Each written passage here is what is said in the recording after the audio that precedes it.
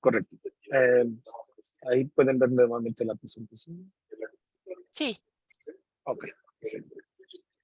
Bueno, no sé, bueno, mencionaba yo que para que ustedes sepan y tal vez lo conozcan, en febrero de 2011, en aquel entonces que manejaba el Pool Central de Direccionamiento conocido como IANA, una organización dependiente de agencias de los Estados Unidos, declaró el agotamiento en 2011 y en ese momento que ya se tenía pensado, se iban a entregar los últimos diagonales 8 a los 5 registros regionales de Internet conocidos continentalmente.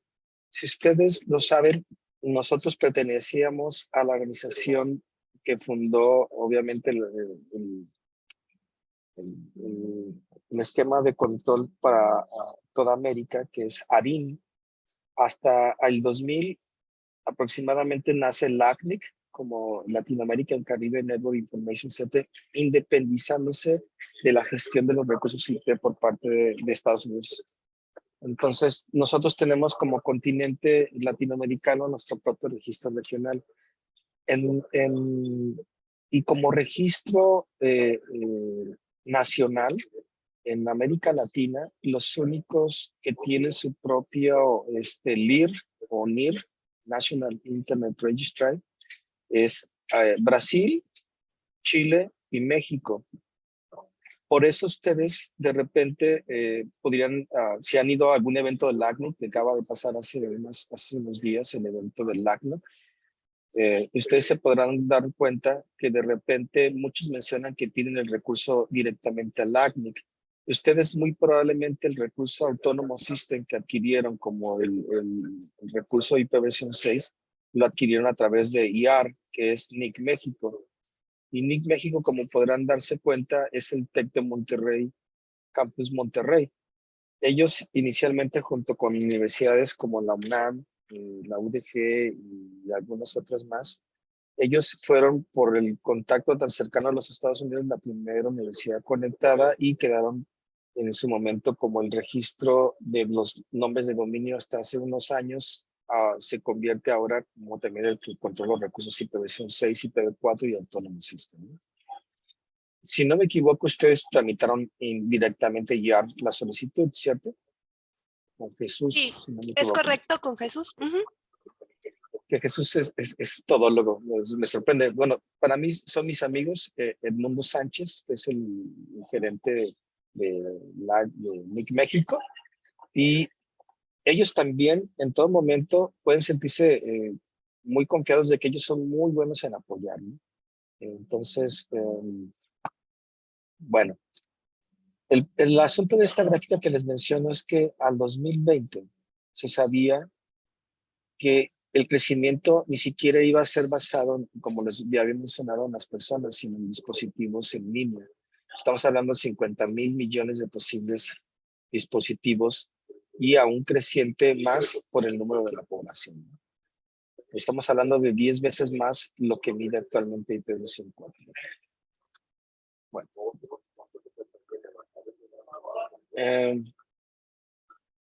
¿Por qué no es recomendable usar o continuar con el protocolo que les mencionaba el otro día? Bueno, no protocolo porque nunca ha estado estandarizado en Network and Translation o NAT, que oficialmente hoy le llamamos NAT 4.4.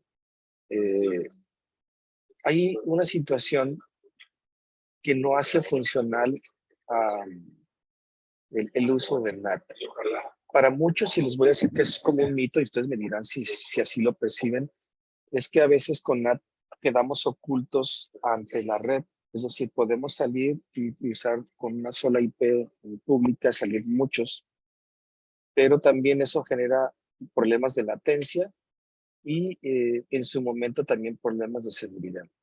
Así como aparentemente permite el esconder cierto aspecto de nuestra red interna, también eso permite que ponga en riesgo cuando uno de nuestros objetos IP ataca al exterior.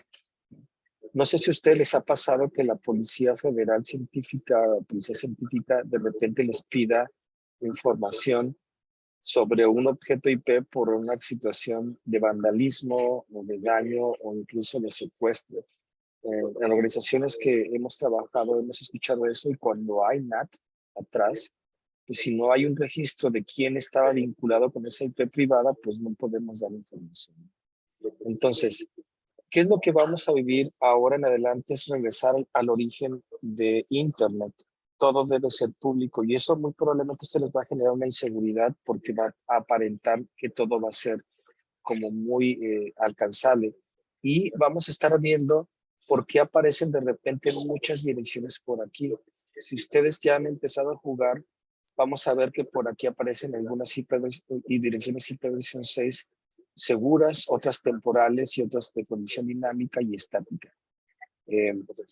Eso, a diferencia del uso de IPv4 con NAT, vamos a evolucionar a un esquema diferente que tiene los mismos principios de IPv4, pero que no es lo mismo en la parte funcional.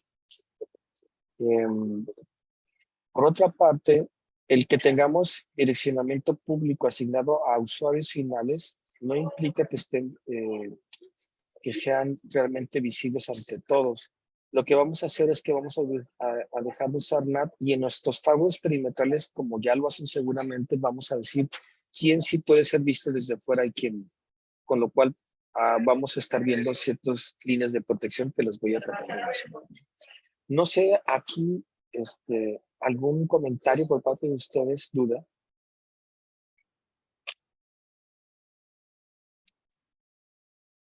No, creo que no.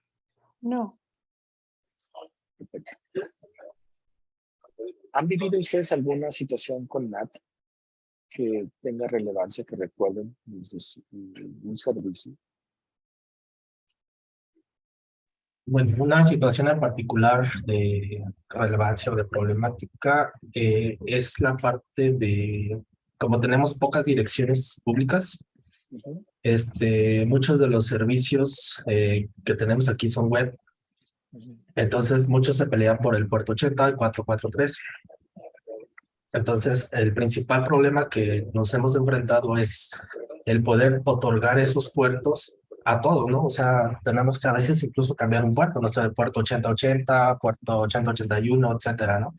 Ese sería, digamos, el principal problema. Y también lo que mencionas, ¿no? De que no sabemos realmente quién es el que está haciendo las cosas.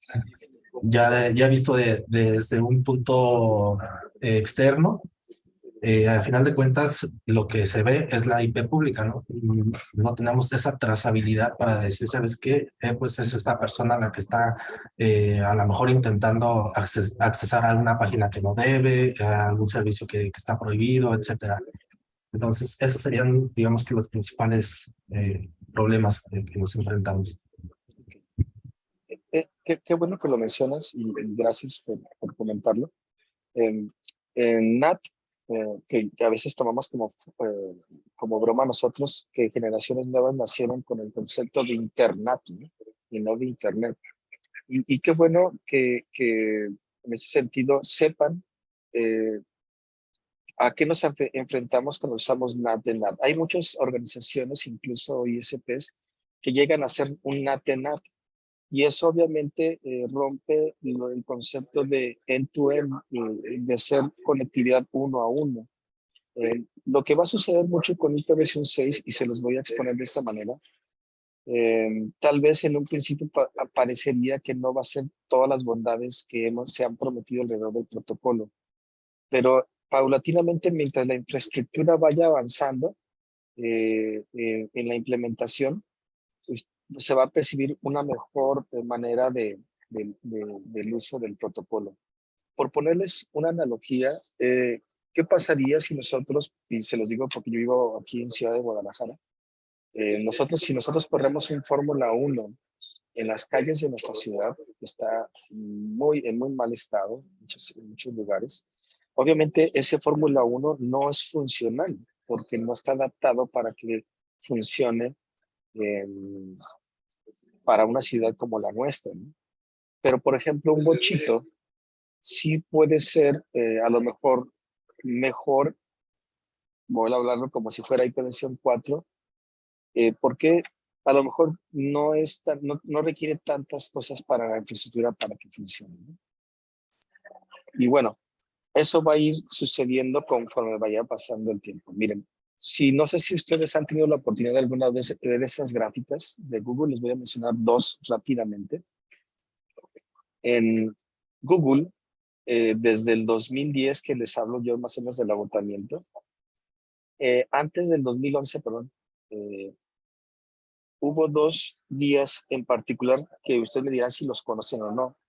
En el año del 2006, de junio, el día 6, se instituyó como el día de hiperversión 6, que para muchos por allí lo tomaron como el número del diablo, ¿no? Es el día 6 del mes 6 del año 6 de este milenio, ¿no?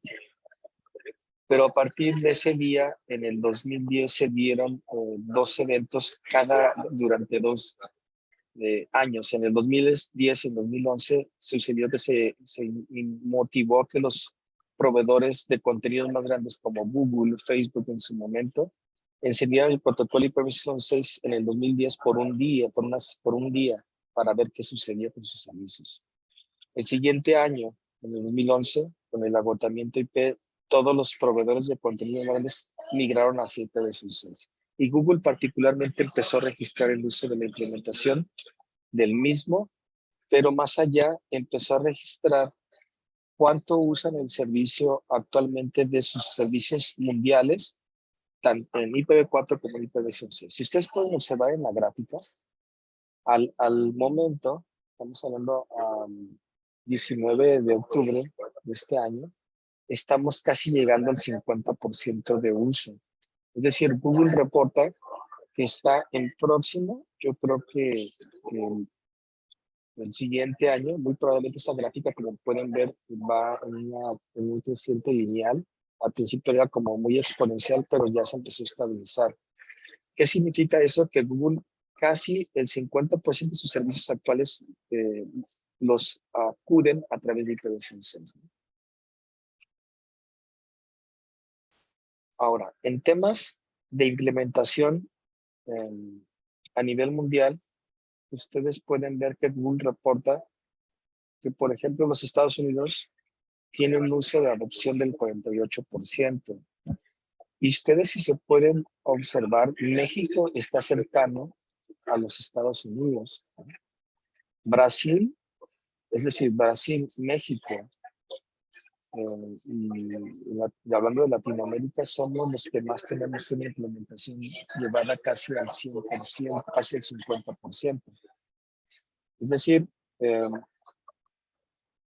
eso habla de que es forzado actualmente el uso del protocolo ante las necesidades que se tienen del agotamiento. ¿Alguna pregunta?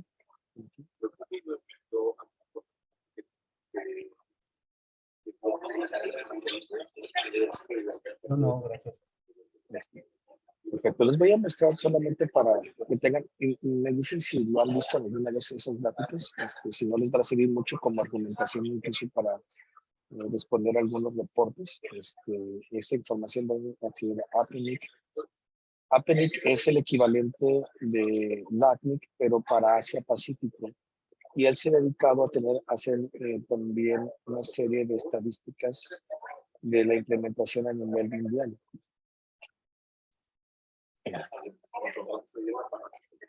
Esto les va a servir también en algún momento para que ustedes puedan ver qué tanto han implementado el protocolo y cómo van creciendo dentro del uso del mismo.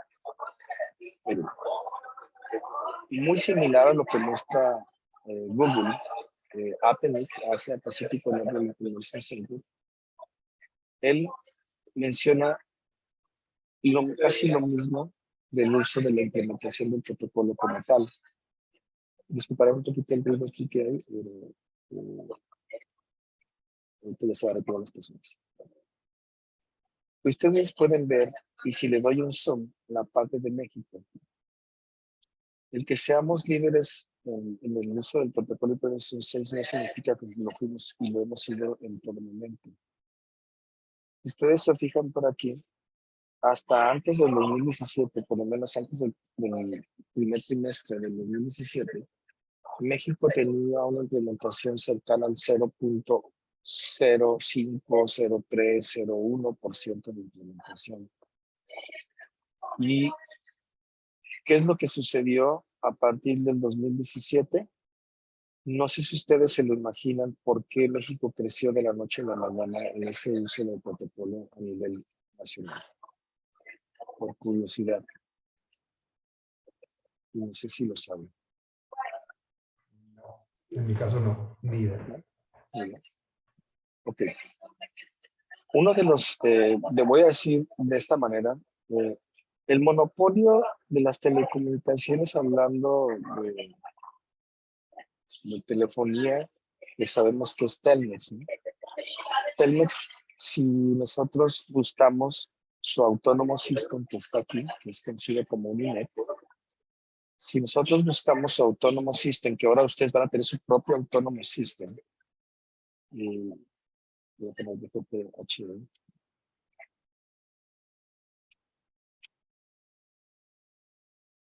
si ustedes pueden ver, este es Telmex, ¿no? Conocido comercialmente como Uninet o como Red 1.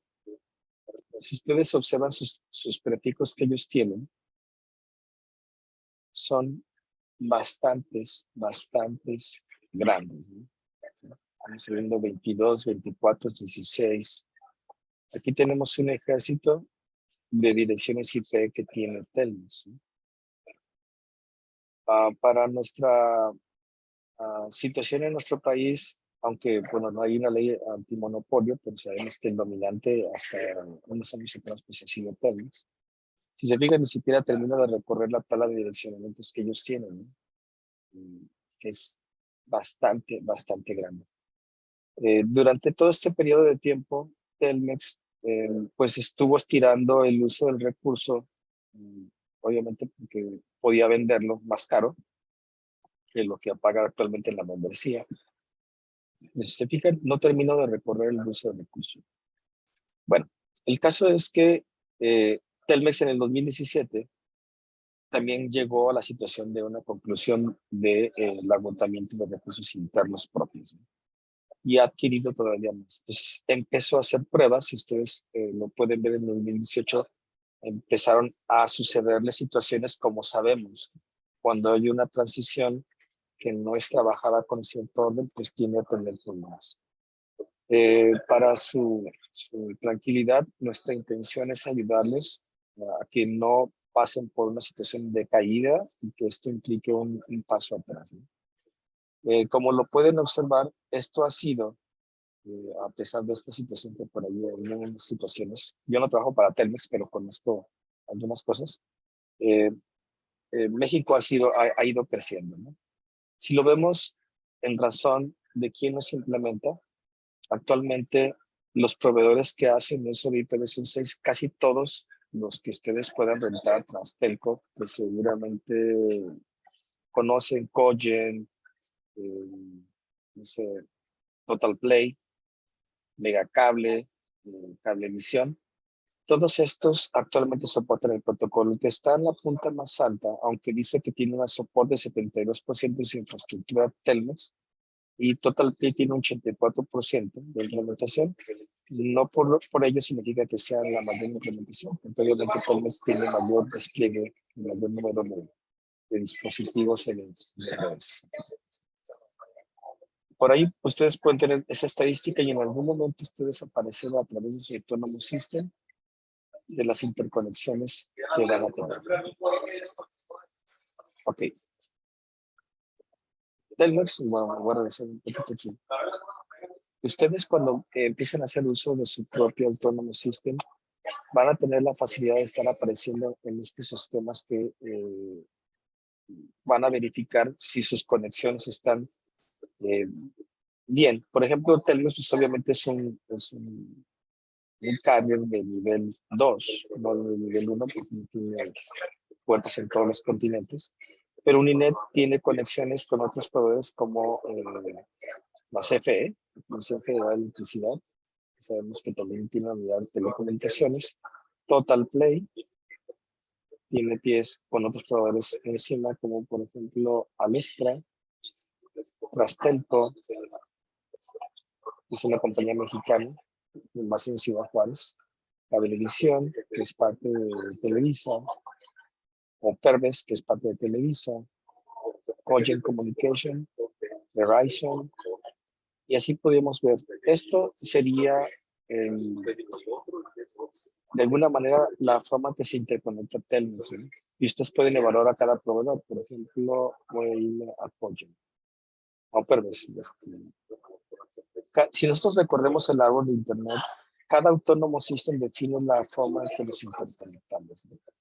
Entonces ustedes van a empezar, como lo comentaba Irving, ahora que tienen un autónomo system, ver cómo van a poderse conectar con su PIN para que ustedes independientemente puedan propagar su prefijo en todos los lados que ustedes quieran o contraten servicio. Eso les daría la libertad incluso de no depender de un proveedor que les da una numeración. En este caso no son de ustedes, ¿no? Pero hay muchas entidades y universidades que de repente se quedan amarradas con ciertas organizaciones porque hacen uso de recursos IP en versión 4 y no pueden moverse. Si se mueven de proveedor, pues tienen que cambiar el recurso IP.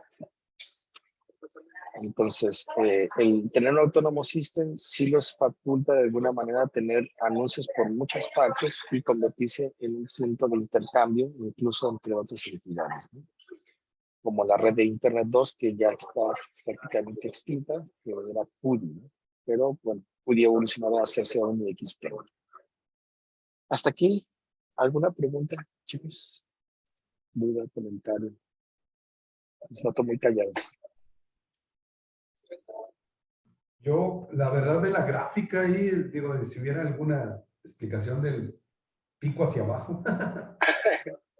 De repente, uno puede pensar, ustedes saben que la industria, bueno, siempre potencia estirar el mayor posible los recursos. Ha habido situaciones en las que se ha tenido que mejorar infraestructura. Entonces, por ahí, pues el que dominantemente está haciendo que esa gráfica crezca, pues ha sido Telmex. Y a lo mejor ustedes no lo han percibido directamente por no haber usado Autonomous System, pero ha habido situaciones a nivel mundial en el que ciertos equipos, lo voy a mencionar así muy breve, igual me dicen si se comprende, ¿no? Los routers tienen una capacidad finita en memoria RAM, ¿cierto? Entonces, muchos de los routers que se han tenido, no solamente en Telmex, sino en muchos proveedores, se pronosticaba que el anuncio de recursos como estos que estoy mencionando aquí, que podemos ver aquí, iba a estar siempre sumarizada en diagonales grandes. ¿Sí? Si se fijan, por ejemplo, Perves Portomar, que es Televisa, Vestel, conocido como Vestel, han fraccionado los recursos en diagonales 24 y se han anunciado a través de BGP. Hasta antes del agotamiento oficial en el 2011, las memorias tenían un soporte de tener bloques hasta 500,000 de rutas por BGP. Pero al crecimiento y el agotamiento, muchos, y sabíamos que eso iba a darse, que iba a comenzar a haber un movimiento, incluso llamábamos de mercado negro de ventas de recursos. Entonces, si teníamos un diagonal 16 y de repente lo dividimos en diagonales 24, pues aumentamos 255 anuncios más. Si eso lo empieza a hacer organizaciones como en los Estados Unidos, como el MIT, Instituto Tecnológico de Massachusetts, que empieza a fraccionarse un diagonal 8 o Comcast, la cablera más grande de los Estados Unidos, empezó a hacer, hubo un momento que rebasamos el 1,000,000 de rutas. No digo que esta gráfica mencione ese problema, pero eso demostró que hubo un episodio que no sé si ustedes lo conocieron o lo escucharon, que se llamaba el hipo de Internet, que de repente dejamos de ser visibles en ciertos puntos de la red, porque los routers no estaban capacitados para recibir hasta 500,000 de rutas. Cuando ustedes hagan uso de Autonomous System, les voy a enseñar qué es lo adecuado para que ustedes no lleguen a tener ese problema. En el caso de ustedes, como son una hoja final, no intervienen en el tránsito como lo hace Telmex, pero mucha de la infraestructura que ha tenido los grandes, pues ha tenido que emigrar, ¿no? Entonces, esta situación representa problemas como este que les digo, yo no tengo, no trabajo para Telmex como para darles la fe de que sucedió, pero evidentemente esta caída fue por un corte que llevó a un ajuste durante un tiempo y muy probablemente había sido de infraestructura. ¿Va? Muchas gracias. Es probablemente como una especie de apagón, ¿no? Así es. Y te fijas, no duró, o sea, fue de un tiempo, no fue de poco tiempo, si fue una caída. Yo pienso que también tiene que ver con ajustes en direccionamiento. Voy a volver a retomar ese que yo entiendo que a Edwin le preocupa. Muchos ISPs les otorgaron diagonales 32 y eso en algún momento pues les pareció como que no era mucho problema, porque es bastante, un diagonal 32 te da lo que mide actualmente Internet, 4.3 mil millones de subredes, ¿no? Sin embargo, los ISPs a la hora de estar regionalizando, empezaron a notar que requerían un recurso mayor, ¿no? Y a ellos les otorgan 31 o incluso 30 diagonales 30, ¿no? Pero eso es para a fines de organización. En el caso de ustedes, con lo que tienen es suficiente. Sin embargo, yo sí les diría que en el futuro sí tratarán de pedir un bloque contiguo a ustedes. Obviamente, para que se los otorgue IAR, les va a pedir la justificación de que ya tengan implementado IPv 6. Si no, de otra manera, le voy a decir, no te voy a dar otro bloque hasta que no me demuestres que tú tengas ya implementación del protocolo, ¿no? Vale. Perdón. ¿Alguna otra pregunta? ¿Algún comentario?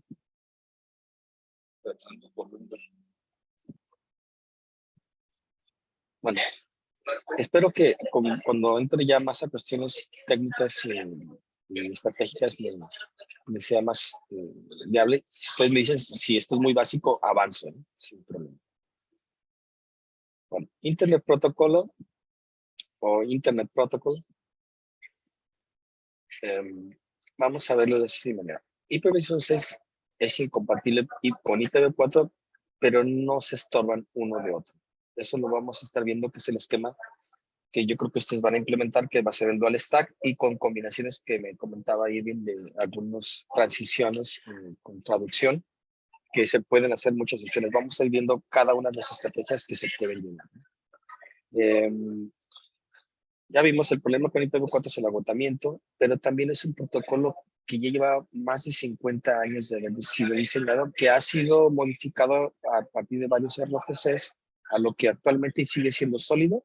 IPv4 sigue siendo el estándar por defecto para el uso de Internet. Sin embargo, el agotamiento lo aceleró.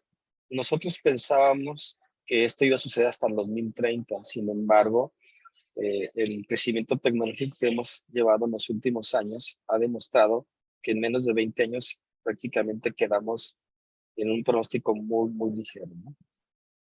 Para que se den una idea aproximada del uso de recurso de un 2 a la 128, podemos ver que es este numerito por aquí que se puede leer de la siguiente manera, ¿no? Una cosa que está mal. Así es cual. Ok, déjate lo mates.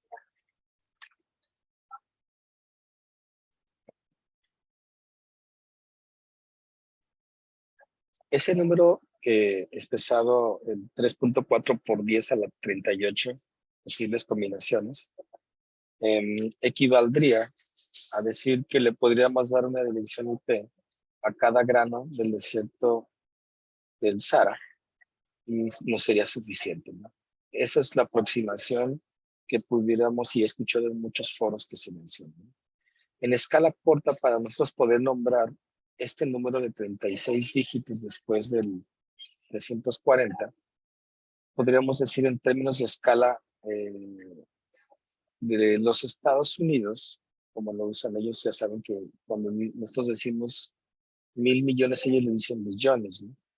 Entonces, en la escala de ellos es 340 undecillones de posibles combinaciones, que sería haciéndolo de una forma más reducida. En términos de escala larga o escala de nosotros, es 340 sextillones de posibles combinaciones, ¿no? Entonces, una de las ventajas técnicas que vamos a ver, y ahorita que mencionaban que alguien es responsable del DHCP y de algunos otros servicios de asignación de recursos como DNS, una de las cosas que ustedes ya han visto es que hay una parte que se llama autoconfiguración y que va a ser totalmente transparente para sus usuarios finales. Sus usuarios nunca se van a dar cuenta que se les puso IPv6. Salvo que en algún momento cuando haya que hacer algún troubleshooting para solucionar un problema, ese es algo que ustedes sí va a ser más un dolor de cabeza para ustedes, por lo menos durante un tiempo. ¿Por qué razón? Porque van a enfrentarse a estar observando problemas en dos protocolos. Actualmente ustedes casi todo lo analizan en un solo protocolo. Pero les puedo garantizar que en poco tiempo la curva de aprendizaje que ustedes van a tener les va a permitir distinguir dónde está el problema. No sé si ustedes saben actualmente, si alguien lo quiere comentar, cómo decide una PC o sistema operativo Windows, Mac, Linux, cómo decide si irse en dual stack por IPv4 o IPv6. ¿Alguien lo sabe?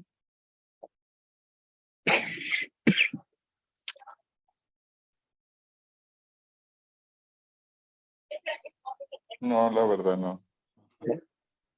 Miren, hace unos años, por ejemplo, Microsoft y también Mac preferían mandar todo por IPv6.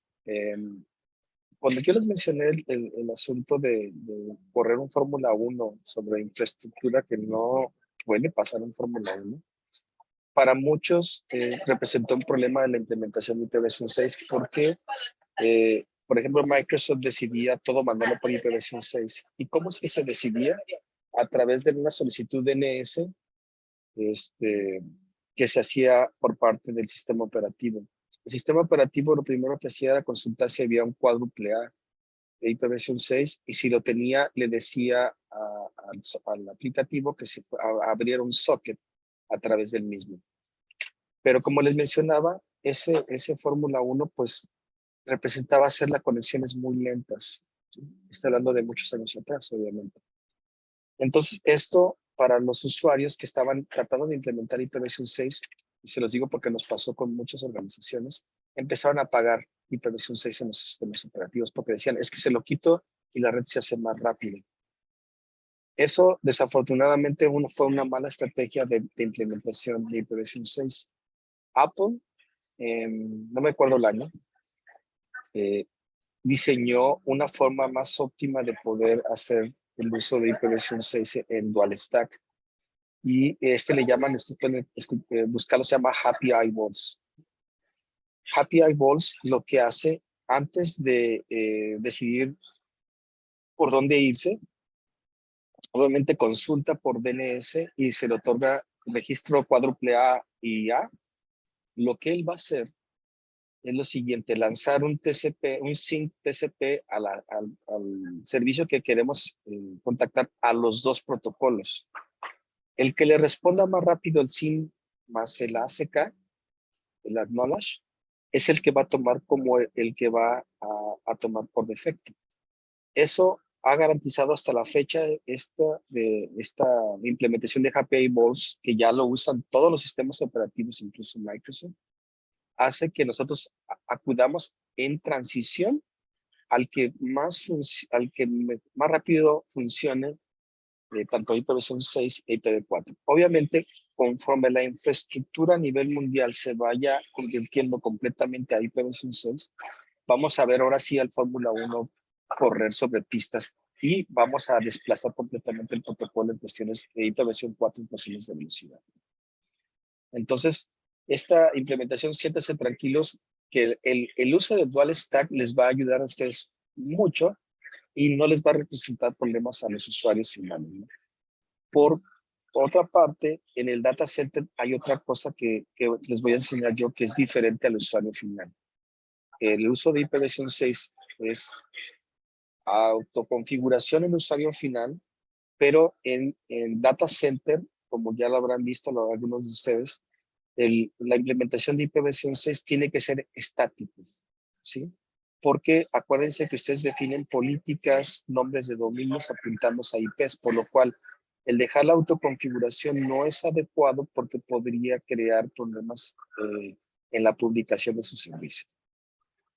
Otra cosa, bueno, ya mencioné que es transparente para el usuario final, no es transparente para nuestros servicios y servidores, por lo cual creo que es por lo cual acudieron con nosotros para que les pudiéramos apoyar en ese sentido y cómo hacerlo de una forma más simple, ordenada y rápida, ¿no? Otra de las cosas que ustedes van a ver en IPv6 es que hay un espacio de organización jerárquico de agregación de rutas. Al tener mucho más rutas es más fácil agrupar.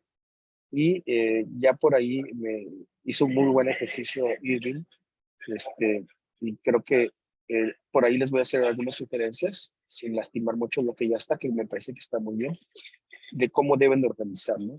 Aquí es importante en la planificación hacer una gestión, una delegación de direcciones de una forma ordenada, por el fin de que ahora que ustedes van a implementarlo, les pueda servir para muchos años como lo ha proyectado Irving, ¿no?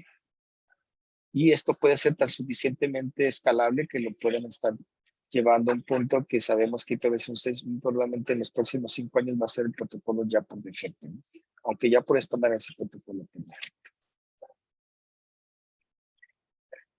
Bueno, nuevas ventajas que ustedes van a ver es la oportunidad de eliminar la complejidad en el header de IPv4. Va a haber, ustedes van a notar, para los que se dedican a telecomunicaciones, van a notar que unas ciertas funcionalidades como múltiples son las que van a crecer en el caso de IPv6.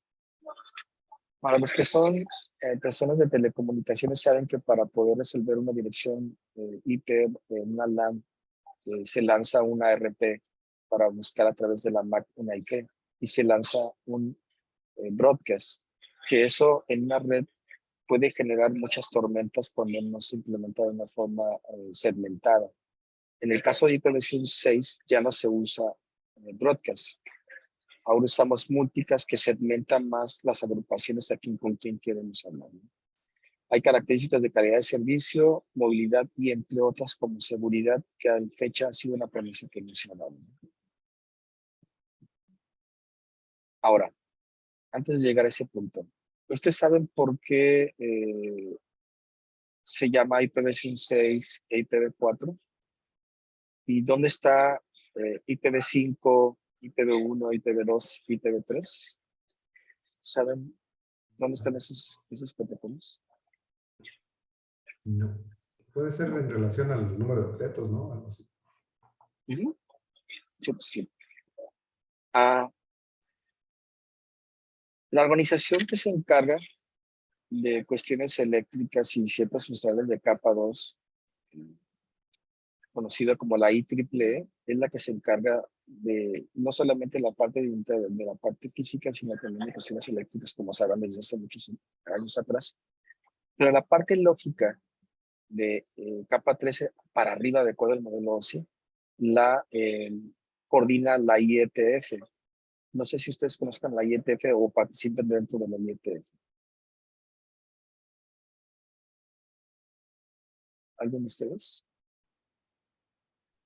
No. ¿No? Mira. Igual, no sé si saben, así como la LACNIC actualmente asiste en un capítulo para la IETF para América Latina. Si alguien se quiere suscribir a las listas, la IETF, que es el Internet Engineering Task Force, es la organización que se encarga de hacer lo que ustedes a veces buscan como RFCs, como Request for a Commons, donde están definidos todos los estándares que actualmente deben de estar vigentes. En el caso, los working groups que se encargan de ciertas funcionalidades, algunas que ya han sido caducas, como PIP, TUBA, que son algunos intentos.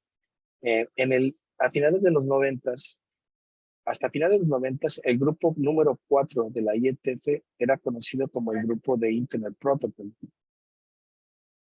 Y, por ejemplo, el 5, Streaming Protocol. En ese tiempo, el grupo número 6 que fue creado, se le llamó al grupo de IP Next Generation. Pero para evitar ciertas confusiones, lo que hicieron ellos es usar el número del Working Group y renombrar, en el caso de IP, por IP en su versión 4 alusión al grupo de trabajo, ¿no? Por lo mismo, en el caso de IP versión 6, dejó de llamarse Next Generation a convertirse en IP en su versión 6. Pero no tiene que ver con un versionamiento de protocolo, sino más bien de distinguirlos entre uno y otro, ¿no? Por si en algún momento quieren ustedes acceder a la IETF, pueden participar en los temas de discusión y obviamente aportar en RFCs o grupos de trabajo que ustedes decidan incorporarse, ¿no? Todo eso está abierto al público. Bueno, tal vez esto ya lo vieron ustedes en su curso básico de LACNIC, pero más que repetirles cada una de esas funcionalidades, aquí podemos ver de forma muy visible cuál es la diferencia entre los headers del IPv4 que podemos ver del lado izquierdo al de IPv6 que está del lado derecho. Si visiblemente observamos, podemos ver que es más grande el de IPv6. Creció de 20 bytes en IPv4 a 40 bytes. Eso por el incremento en el número de direcciones IP en su versión 6, ¿no? A diferencia de IPv4, que estamos haciendo del 2 a la 32, es un word. Aquí, 2 words para direccionamiento. Aquí tenemos varios words para poder distinguir una dirección. Ahora, ¿qué es lo que sucede si vemos en cuestiones de la organización y del número de campos, si lo viéramos como una base de datos? El de IPv6 es más sencillo. Aunque el estándar dice que puede medir 20 bytes, en el caso de IPv4, que ha habido muchos patches como IPsec, las famosas VPNs, hay opciones que pueden crecer el header. Por eso tiene por aquí un campo que dice cuál es el tamaño del header. Puede variar y después se rellena para cumplir los 32 bits o los words, ¿no?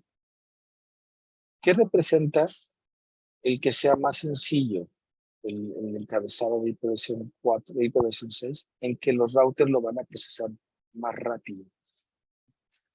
Como tiene menos opciones y se retiraron opciones que no son ya necesarias para el actual uso de infraestructura de Internet, entonces esto lo hace que el overhead que pueden generar los routers lo haga pasar mucho más rápido a la red.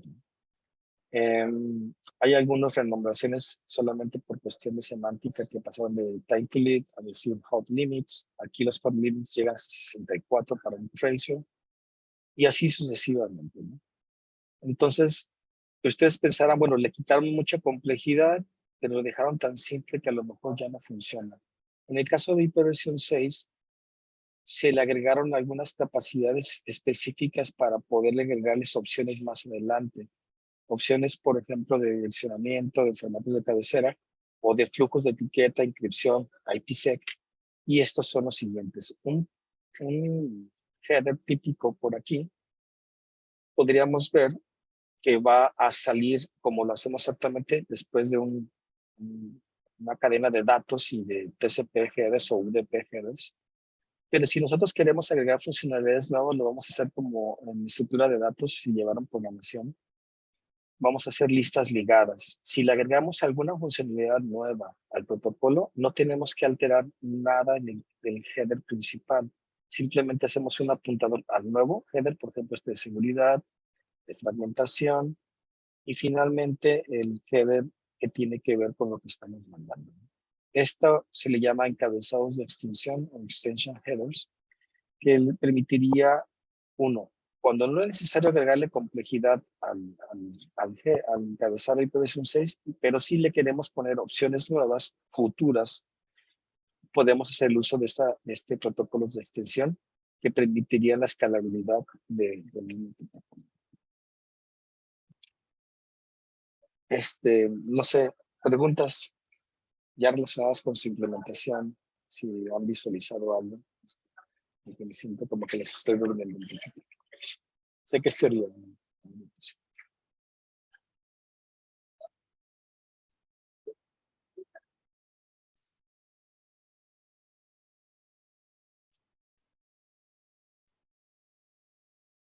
¿Todo bien hasta el momento? Todo bien, gracias. Sí, entendible. Ok. Al momento, me gustaría escuchar de ustedes, ahorita que estamos empezando, algunas inquietudes que tengan respecto a lo que van a hacer para antes de diciembre. Que entiendo como el decreto lo menciona, creo que en 2010 tienen que tener el primer piloto. Entiendo que tiene que entregarles una isla documentada que ya tenga soporte IPv6, ¿cierto?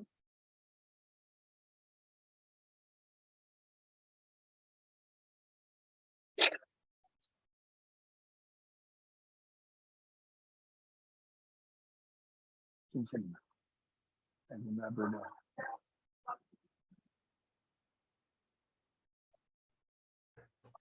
Básicamente es la elaboración del laboratorio, ¿no? Ujú. Si es como comentas, ¿ok?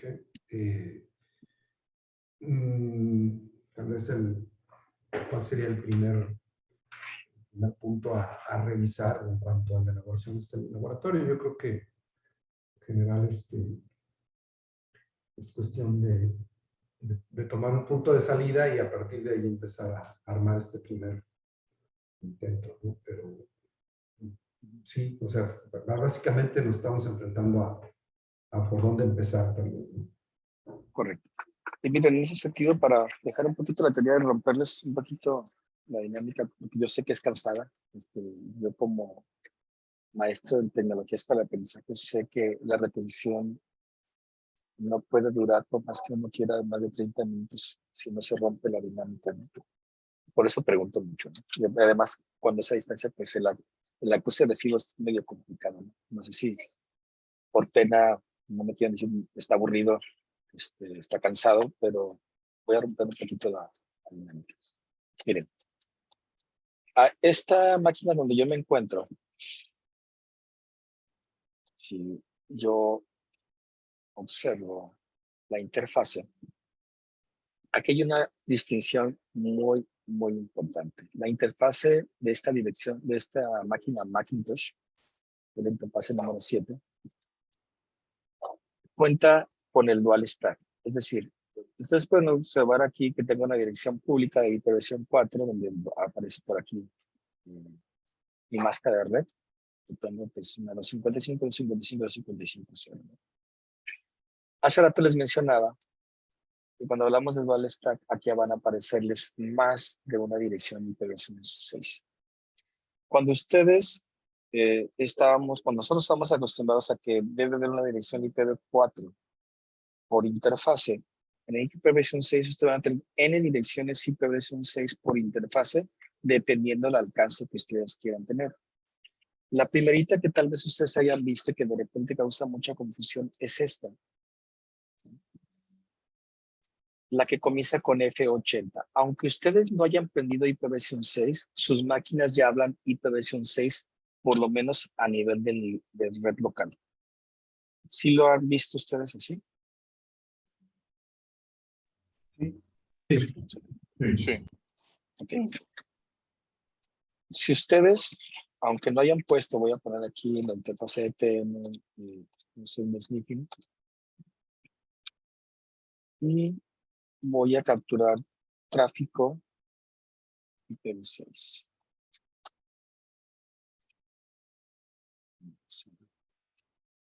Reducirla. Vamos a ponerle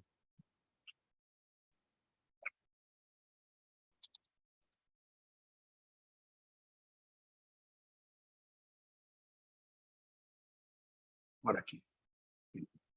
Ustedes van a ver, aunque no hayan implementado IPv6, que de repente la red va a estar moviendo muchísimo tráfico. En este caso,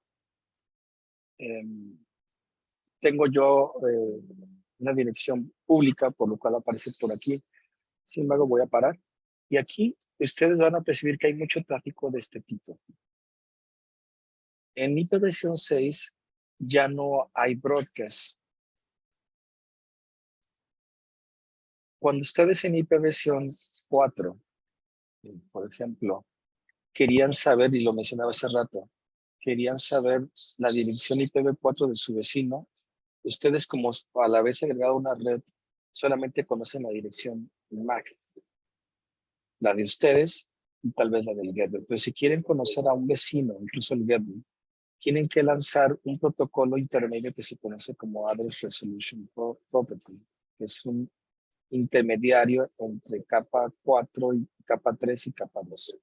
¿Qué es lo que hacemos nosotros? Que lanzamos un broadcast a toda LAN y buscamos qué MAC tiene el dispositivo IP que queremos alcanzar. Este nos responde y nos entrega la información. Y arriba todos los headers como multicast y otros más para poder conocer en el plano de control a nuestros vecinos. En IPv6 ya no existe ARP. Lo que existe aquí es que nosotros vamos a tener una dirección de alcance local, como esta F80,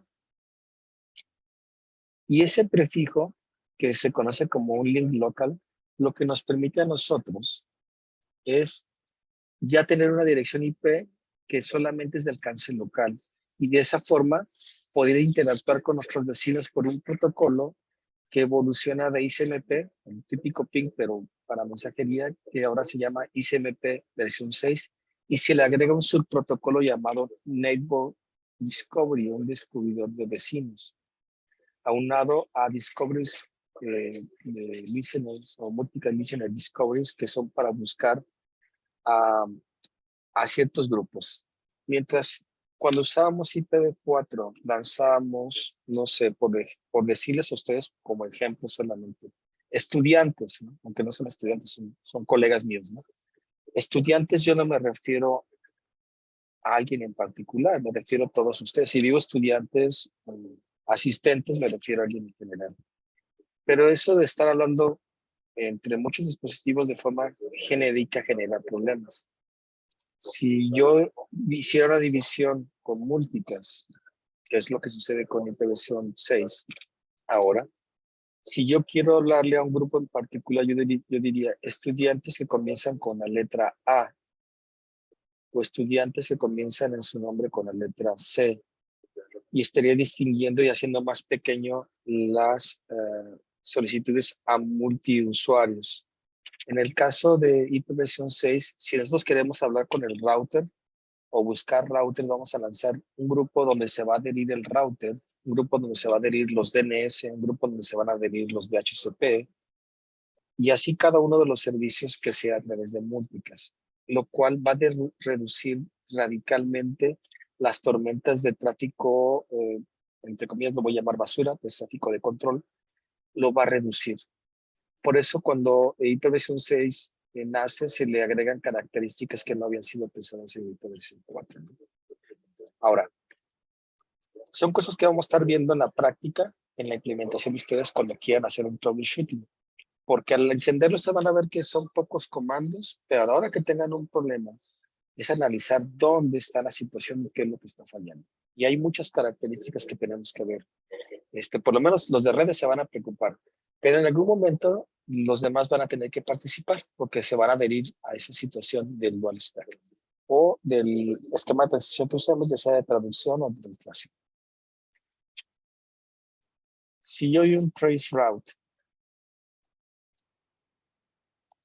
por ejemplo, a Google, si se fijan, por ejemplo, en el caso de la implementación de Mac del stack, usan los mismos, ya lo han visto ustedes, los mismos comandos, solamente le dieron un 6, igual que Linux. Y en Windows creo que tú le pones por ahí un -6 y ya hace la diferencia. Si ven ese tracer, esto es lo que nosotros vamos a llegar a consolidar primero con ustedes. Ahorita que termine, Por ejemplo, ustedes pueden notar que mi máquina está muy cercana a una salida de frontera. El brinco que vamos a dar de la red que vamos a conectar y anunciar es lo primerito que vamos a trabajar.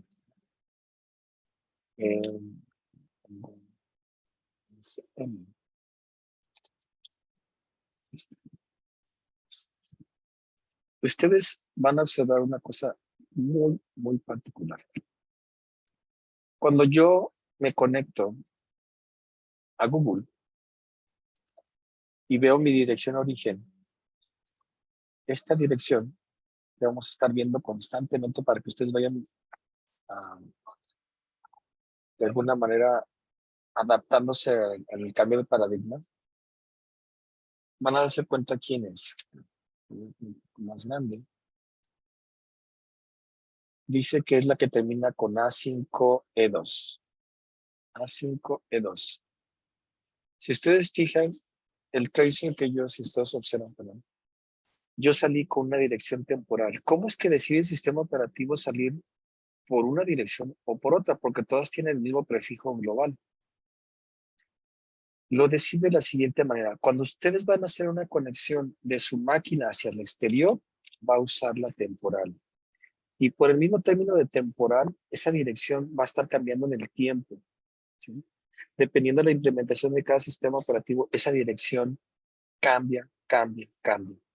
¿Cuál es la razón de por qué hacer ese cambio de dirección? Es para que el usuario tenga privacidad, que no aparezca. No se puede hacer un target o un seguimiento de un usuario. Eso se los voy a decir para de redes y de seguridad. Eso puede representar un problema para ustedes, porque si un usuario ataca de su máquina hacia un punto objetivo, esa dirección temporal va a estar cambiando. ¿Qué hacemos nosotros?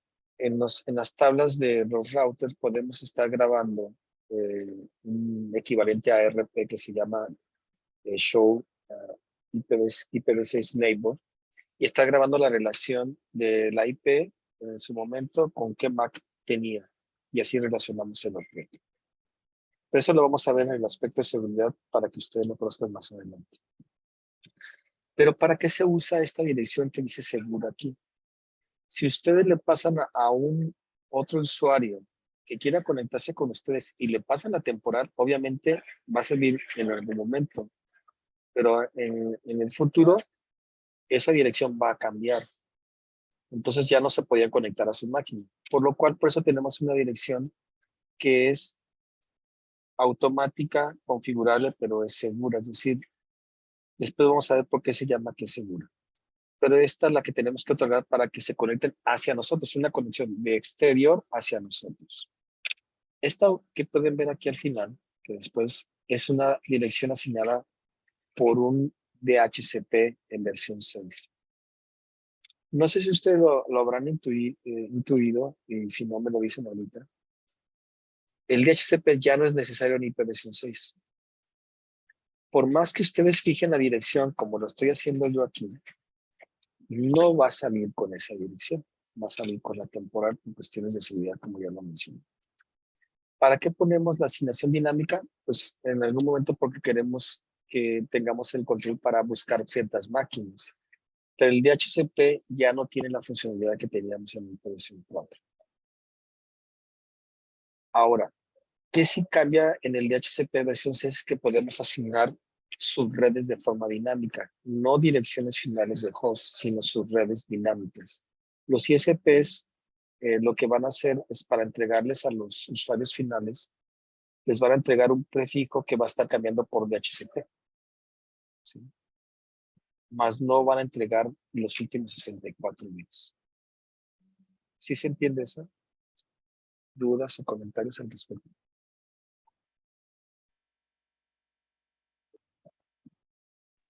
Sí, yo una duda, bueno, sí, ya había escuchado que no es tan necesario usar un DHCP en versión 6. Sin embargo, mi duda es, bueno, sé que IPv6 es autoconfigurable, Pero ¿quién hace esa repartición de direcciones o subredes? ¿Es el router, switch o son dispositivos de red? ¿O qué es, quién es el que hace o quién otorga esas direcciones? Ujú. Mira, voy a correr aquí para que lo vayas observando. Aquí precisamente cayó uno. Este host, que no tiene dirección global, ¿sí?, está lanzando, siempre que veamos un FF02, es un grupo de múltiples y puede variar. ¿Qué está diciendo esto como ARP? Está solicitando a un vecino que le diga a partir de su MAC quién es él. Y aquí le está contestando que esta es su dirección IP, versión 6, ¿no? Ahorita que corra más, y quiero que caiga uno de router, que eso va a responder lo que tú me estás preguntando. Que caiga uno. Bueno, si no cae, te lo voy explicando. En el caso de quién otorga las direcciones, no es tanto que las otorgue. El router ahora tiene un rol más participativo dentro de una red local. ¿Qué es lo que quiero decir con eso? El router, cada determinado momento va a indicar, yo soy router con el F80 y yo te doy este prefijo para que te lo adhieras, ¿sí? También el host, cuando ingresa por primera vez a la red, lanza por múltiples, ¿quién es router? Quiero un prefijo de versión 6. ¿Sí? Y en todo momento están interactuando entre el router y host. Entonces, lo que hace el router es decirle, este es el prefijo para salir a internet, o este es el prefijo para moverte por la red eh, corporativa, o este es el prefijo para moverte en tal zona. El router va a estar informando esos prefijos y el usuario, es decir, la máquina, va a completar el sufijo de ese prefijo, ¿sí? Las direcciones en versión 6, como lo habrán visto en los cursos, la mitad es para el prefijo, son los 64 bits, y la otra mitad es el sufijo para el host. Es decir, una subred, la más pequeña, tiene una capacidad de entregar direcciones hasta 18 trillones de posibles combinaciones. Esa es la mínima asignación de una red IPv6. Si ustedes se fijan aquí, que ahorita luego vamos a ver la nomenclatura para que entiendan por qué se puso así, seguramente ya lo conocen, pero algunos no. Está rellenado en ceros. Los primeros 64 bits son el prefijo, como en este caso hasta aquí, y el sufijo equivale al resto de la dirección IP, ¿sí? Entonces, eh, lo que tiene que hacer para autoconfigurarse una máquina es particularmente completar del prefijo que entrega el router, como en este caso, los sufijos para el alcance que quiera tener. En el caso para la temporal, esta va a estar cambiando constantemente. Y esta no, ni esta de acá arriba. Sin embargo, por ejemplo, vemos que la local se completan también las direcciones para sufijos. Entonces, aquí, a diferencia de IPv4, no es que se otorguen IPs, sino más bien entregamos el prefijo y el host decide qué sufijo se pone. Hace unos años se usaba la dirección MAC para completar el sufijo. ¿De cuántos bits es la dirección MAC? De 48 bits, ¿cierto? Y nosotros necesitamos completar 64 bits. Lo que hacíamos, o se hacía más bien en sistema operativo, es usar una conversión que se llama EWI64 para convertir la dirección MAC de 48 bits a 64 bits. ¿Por qué se dejó de usar y se convirtió como ahora, como el prefijo, el sufijo seguro? Es porque la MAC podría revelar ciertos aspectos, la MAC podía revelar cierto hardware en una máquina. Sabemos que la MAC describe en sus primeros 3 bytes, describe el fabricante. Entonces, además de que podría verificar, como si nos movemos de red, vamos a cambiar de prefijo más el sufijo siempre sería basado en la MAC, podríamos hacer que nos pudieran rastrear en cualquier parte del mundo. ¿Por qué? Porque la persistencia de la dirección MAC nos podría dejar el mismo sufijo, aunque en diferentes prefijos. No sé si se comprende lo que estoy mencionando. Sí, entonces digamos que sería como una combinación tanto del router como del host. Es correcto. Entre los dos crean la dirección IP versión 6. Es correcto. Así, Ok. totalmente. Es la forma creo que más sencilla que lo pudiste haber mencionado. Y creo que es mucho más simple que lo que yo mencioné. Es así. Entonces hay una una interacción entre ambos para poder completar la dirección en versión 6. Y esto no se puede alterar. Uno quisiera, y creo que les va a pasar a ustedes, que van como tenemos un pensamiento todavía muy arraigado ahí por versión 4, esto nos va a costar como un trabajo de entender por qué es así, ¿no? Pero después van a ver las bondades y por qué hacerlo de esa manera. Pero vamos a tener muchas direcciones. Para que se den una idea aproximada de la LAN, que ya les decía que es 18 trillones, escanear una red de 18 trillones, a diferencia de una diagonal 24 de 255 dispositivos, no, 256, 54 dispositivos. Una red LAN de 18 trillones, si tuviéramos escáner que trabajaran a 1 millón por segundo, escanear objetos IP, tardaríamos cerca de 500,000 años en recorrer un diagonal 64 de IPv6, que es la asignación mínima de un recurso de LAN.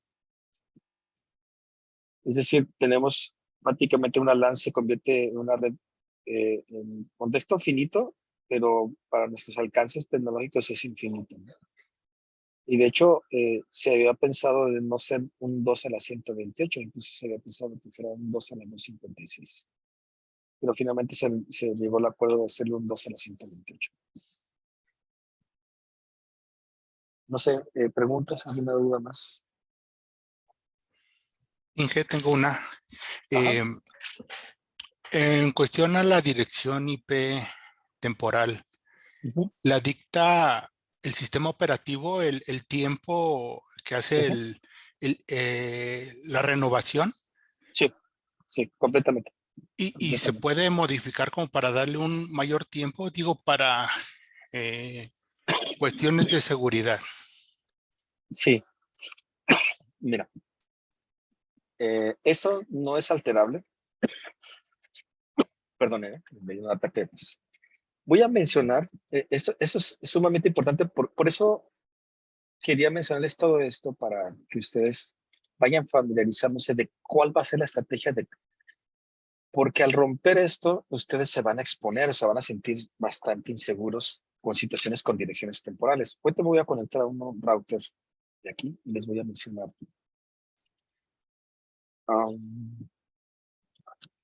Que no me acuerdo de la dirección de versión 6. Ese es otro tema que vamos a ver, cómo hacer simples direcciones de versión 6 para que accedan a dispositivos de red, de configuración, porque luego, si no se los aprenden, van a estar dependiendo de IPv4, ¿no? Como es mi caso. Entonces,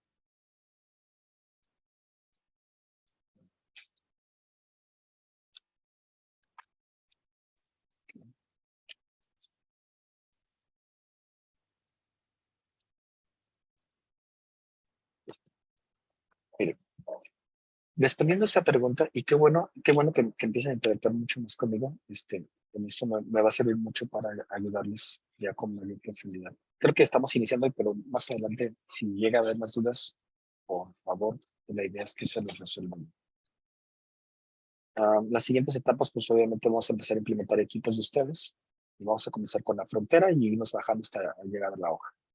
Pero bueno, obviamente, esto de aquí, yo no he visto y no conozco que se pueda alterar. No he visto opciones que permita que la autoconfiguración temporal se pueda aumentar. Sí he observado que dura bastante tiempo. Por ejemplo, podemos ver que persiste hasta el momento aquí. Pero esto va a cambiar y depende mucho del sistema operativo. Y tal vez puede ser que algunos sistemas operativos como Linux nos permitiera estar cambiando las temporales. Pero bueno, estar batallando con eso no es fácil porque si tenemos un mar de dispositivos, estarles diciendo que se generen con una sola dirección temporal que les dure 24 horas o más, puede variar, ¿no? Ahora, ¿cuál es la alternativa para nosotros cubrirnos en ese sentido? Es la siguiente. Ustedes seguramente, sobre todo la gente de monitoreo, hace a través de SNMP, hace sacar información de los routers, de los switches. Y hay información que nosotros podemos estar bajando y almacenando por cuestiones de seguridad. ¿Cuáles son los objetos IP que se están moviendo en nuestra red? Este comando que les mencionaba hace un rato, en un router, típicamente casi todos usan lo mismo. Neighbor nos va a estar diciendo qué dirección MAC tiene cada dirección IP. Por ejemplo, aquí podemos ver este dispositivo que aparece con dos direcciones IP diferentes, unos para alcance local y otro para alcance global. Este es un router y lo conozco por el prefijo. Luego les enseñaré todo esto. Y tenemos la MAC aquí. Lo recomendable para tener una visibilidad ante un ataque, y creo que a ustedes les pasa lo mismo, que un usuario puede hacer spoofing, pero la MAC no la puede modificar, a menos que lo haga con una virtualización o modifique la MAC a través de software. Nosotros tendríamos que estar resguardando en todo momento esta tabla, que es equivalente a la tabla CAM de un switch o la tabla de ARP de un router, estar guardando esta relación, por lo menos en un periodo de tiempo en el que podamos estar teniendo el quién es quién. Eso sería una de las opciones. No, si ustedes generan un aplicativo MySQL y guardan eso, podrían tener incluso años de información de quién es quién dentro, ¿no? Esa sería la opción, por cuestiones de seguridad, ¿no? Y eso es algo que ya les había mencionado hace ratito, que ciertamente para el usuario esto va a ser transparente y se van a dar cuenta qué hacen y por qué lo hacen. Pero si llegan a hacer algo, nuestra manera de cubrir es que los routers de LAN sí resguardemos esta tabla de neighbors para conocer quién es y por dónde se está moviendo y por qué entorno se está moviendo, pero particularmente la dirección MAC.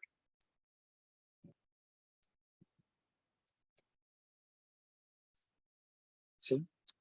¿Alguna pregunta respecto a lo mismo?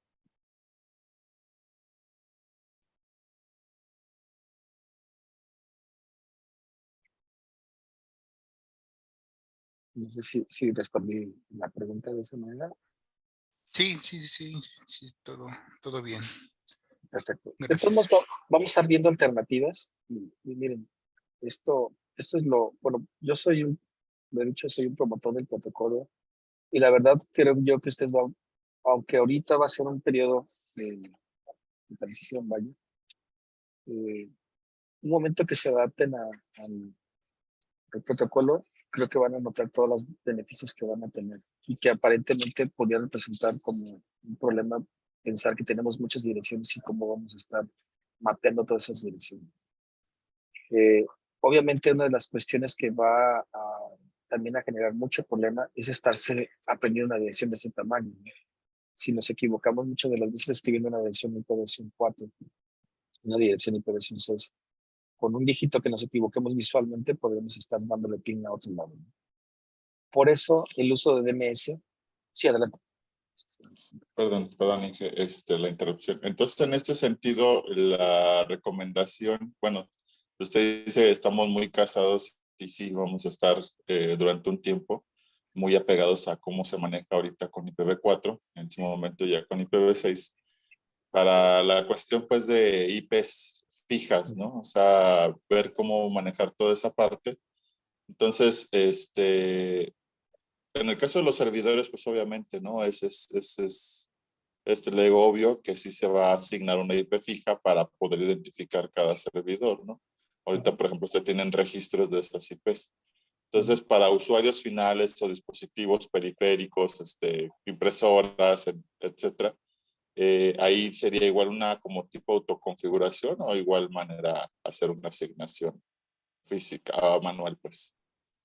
Tú podrías ponerla manual, o sea, tú puedes hacer como lo haces actualmente, pero de nada te va a servir porque el sistema operativo, cuando quiera hacer una solicitud download, va a usar la temporal, aunque tú le hayas puesto la fija.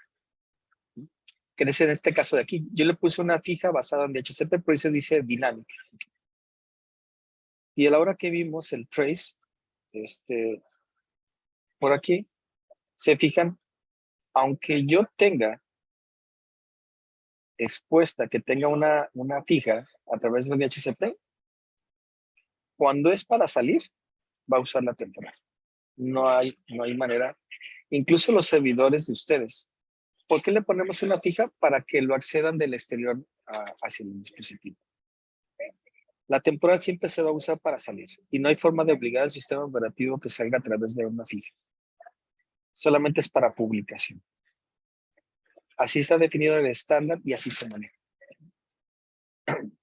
Es decir, por eso decía que tenemos un esquema jerárquico y de alcance, incluso de seguridad, porque aquí lo que se están cuidando mucho en el estándar es la privacidad del objeto al que tiene. Aunque tú le pongas fija, yo hace muchos años, por eso lo mencioné, yo me obsesioné con la idea de hacer una forma de fijarle una IP y que no salga por ninguna otra dirección más que la que yo le dijera. Y lo logré con algunas trampas que le hice al sistema operativo. Pero al paso de la evolución de la implementación del stack en Microsoft y en Mac o en Linux, ya no es posible hacerlo. Y lo que yo hacía es que ponía una máscara arriba de 64 para ligarlo que tuviera la dirección y no se autoconfigurara nada. Yo le ponía aquí, se me muestra, y así lo hice en Windows y funcionó muy bien. Yo lo que hacía es que aquí lo ponía de manera manual, entonces yo le indicaba que la máscara de red era, por ejemplo, 68. Al poner yo 68, lo que hacía es que la autoconfiguración no se daba porque ya no se pueden completar los 64 bits del sufijo. Entonces la dirección que yo dejaba se quedaba fija y ya no se movía, ¿cierto? Pero después, en la evolución del sistema operativo, aunque yo le pusiera eso, ya no me la respetaba. Porque al final me agregaba por defecto las otras IPs y salía con las otras IPs, no con la que yo estaba diciendo. Ahora, aprovechando que estoy en esta ventana, voy a regresar al esquema automático. En el esquema automático, voy a regresar ahora al manual para que se vuelva a colocar.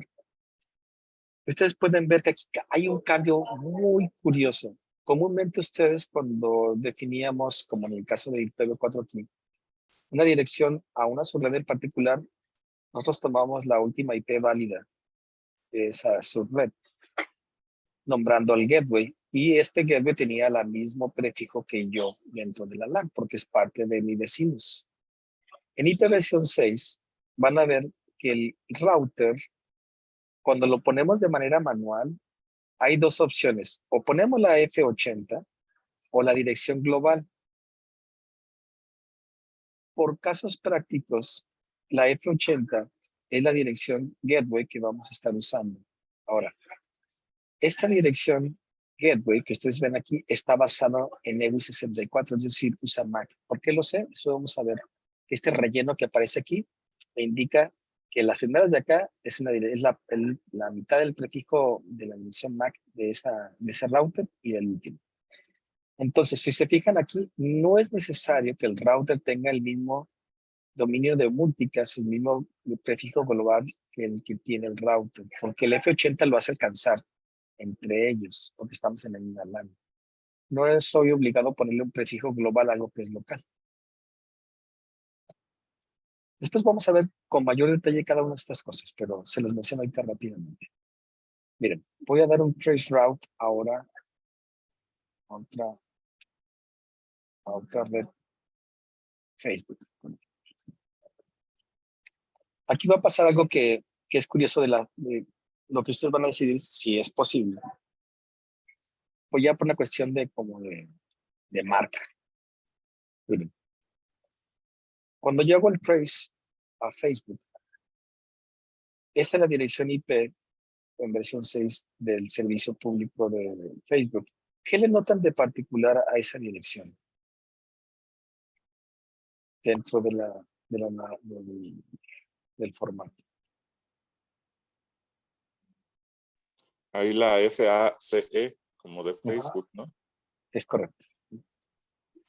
Los primeros 64 bits que están hasta aquí es el prefijo que tiene Facebook. Ellos, para nombrar a sus servidores, como es el espectro de servidores es 18 trillones, y deben tener más LAN divididos en muchas partes del mundo.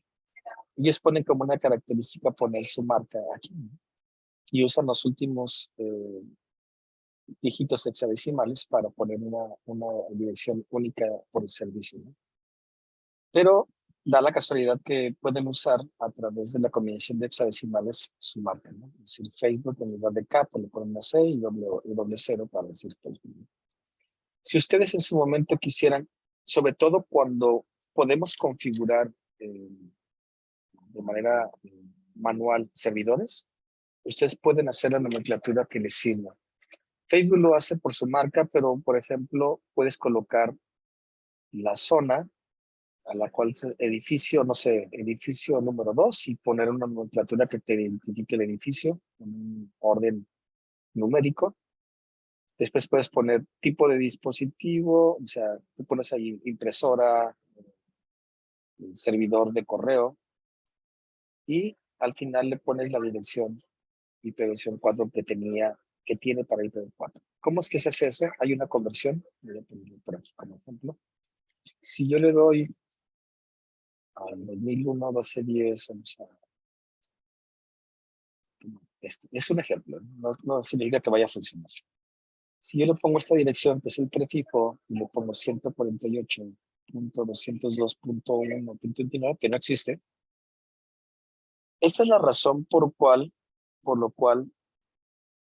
se coloca el formato de versión 6 con 2 puntos. Para que nosotros, la máquina, el sistema operativo entienda que lo que está aquí no es un hexadecimal, sino un decimal. Por eso distinguimos que después de los 2 puntos, si yo le pongo un punto, esto lo va a convertir a hexadecimal. Y si le doy un ping, fíjense cómo lo convirtió. Esta dirección que yo coloqué, el sistema operativo inmediatamente lo convirtió. Si ustedes convierten 94 hexadecimal a decimal, es 148. Si ustedes convierten CA, es 202. Aquí está el 1. Y 29 es 1D. ¿Correcto? Entonces, ¿por qué les estoy mencionando esto? Yo les aconsejo, si ustedes lo quieren hacer, es que si ustedes quieren hacer como una trazabilidad en dual stack en sus servicios o en los routers o en los peerings que vayan a colocar, es que tomen un prefijo particular para servers, un prefijo para routers y les pongan la misma dirección IPv4 para que los distingan y sepan de quién están hablando en dual stack. Y al final van a tener una dirección de este tipo. ¿Sí se entiende? Sí, no, y de hecho, pues, nada más pues ahí sería cuestión de checar bien la parte de la conversión, ¿no? De hexadecimal, porque como usted dice, nosotros la podemos definir en el formato que usted la puso manualmente, pero ya ver cómo se va a traducir o cómo lo traduce el sistema operativo, ¿no? Es nada más hacer la correlación. Exacto. Y lo pueden hacer, aquí pueden hacer esas conversiones para que no las hagan manuales, porque obviamente nos podemos hacer una calculadora hexadecimal, por ejemplo, esta que tiene Mac, podemos convertir todo, ¿no? O sea, yo pongo, no sé, hexadecimal 56 y le paso decimal, pues es 86, ¿no? Pero tardaríamos. Y ustedes si lo ponen aquí en cualquier sistema operativo, inmediatamente, como no vamos a ningún lado, se los va a traducir, ¿no? Y así definen los diagonales 30 para los routers. Después, cuando empecemos a implementar, o que se vaya a involucrar más, les sugiero cuál formato quieren usar ustedes, ¿no? Obviamente, que lo más sencillo, y esa es como mera recomendación. Por ejemplo, nosotros siempre usamos el primer diagonal 64. El primer diagonal 64 sería algo así, ¿no? La que está todo en ceros. La primera red que podemos usar diagonal 64 sería esta, ¿no? 0, 0, pero por simplificación, este sería la primera subred. Pero como se puede simplificar, entonces al final la dirección queda así, ¿no? Si tomamos ese prefijo para nombrar los routers, y tú, por ejemplo, tienes un router que tiene el PIN 1.1 para un extremo, si te fijas la dirección queda muy compacta, ¿no? O si tú quieres usarla todavía más sencillo, pues le podrías decir, bueno, yo le voy a dejar la 1 para diagonal 126 para un lado, y el otro sería 2. Pero ya dependería. A mí me sirve mucho en las implementaciones dejarle el mismo de IPv4 para de repente saber con quién estoy conectando, ¿no? Y cuál es su equivalente en IPv4. Pero sí lo que sí uso es el primer prefijo, el primer subnet que me hace que quede muy chiquita, ¿no? Me ahorro en la posibilidad de error porque ya sé que siempre es 94CA y ya más va a cambiar la parte final para saber cuál es la dirección en la que va a ser mi pin un tracing.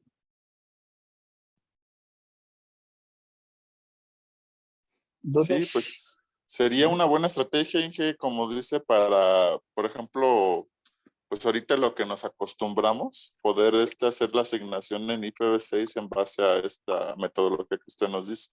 Así podríamos entender más fácil cuál es el servidor, a qué IP corresponde ese servidor, ¿no? En base a Correcto, esto que usted está diciendo.